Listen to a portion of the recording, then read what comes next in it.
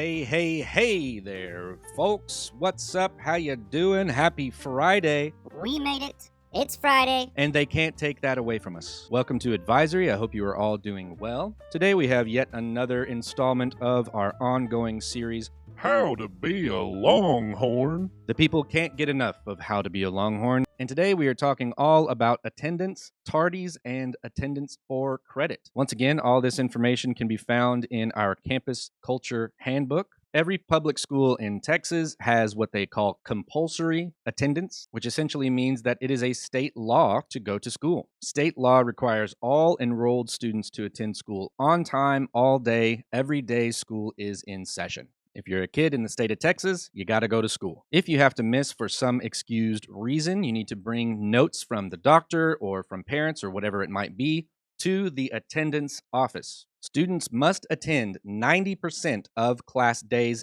and earn a passing grade for credit. So if you have a passing grade, but you haven't gone to at least 90% of the days that the class is offered, you will lose credit for that class, even if you're passing. This is how important attendance is to the state of Texas and to us, because when you're here, you're learning, and when you're not here, it becomes harder and harder to stay caught up. So if you're wondering what 90% of the class days are that you need to attend, basically you need to know the 10% that you can miss. So for instance, take 10% of the 88 A days that we have this year. If you have more than 9 absences for the year in that class, you will lose credit for that class, even if your grade is passing. So the question is, what if I miss more than 9 days of a class? Maybe something happened and you had to be in the hospital for a while, or you had to be out of town for a while for something, excused or unexcused. It doesn't matter. If you miss 9 days of a class,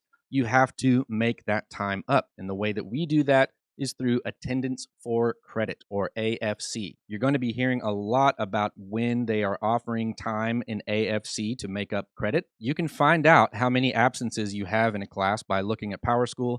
And then once you find that you have more than 9 absences in a class, you need to first talk to the teacher of that class to ask them when AFC is being offered for that subject. Then you need to talk to your counselor to make sure that you need to make up that time. Between the teacher of the class and your counselor, they will help you figure out the best way to make up those hours. The best thing to do is come to class all the time, every time, but if you have to miss, and you have to miss more than 9, then there are options for you. Let's talk about our tardy policy. When you're tardy to a class, that means you are late.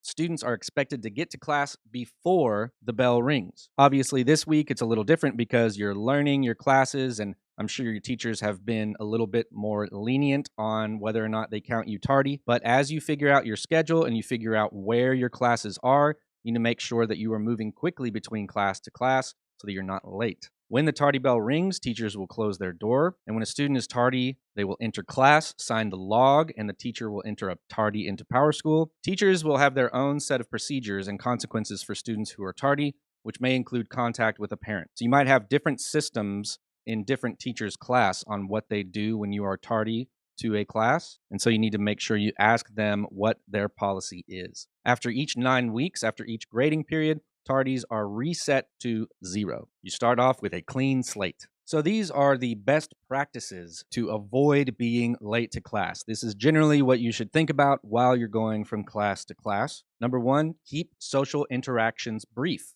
Everybody loves to see their friends in the hallways, but just make sure that your talk with them is quick enough to where you both can get to your next class on time. Number 2, find the quickest path to your next class. That means thinking about what stairs you need to take and which hallway you need to turn down to get from one class to the next as quickly as possible. Number 3, this is just my suggestion. Sometimes you can't wait and things happen, whatever. I would wait to use the bathroom until after the first 10 minutes of class are up. That way you're not rushed and there's not a line in the bathroom, and you have a pass and you can take your time a little bit more. My suggestion would be to wait to go to the bathroom until you've been in class for 10 minutes and your teacher lets you go. My final tip is to walk with purpose. This is how some of you guys be walking through the hall.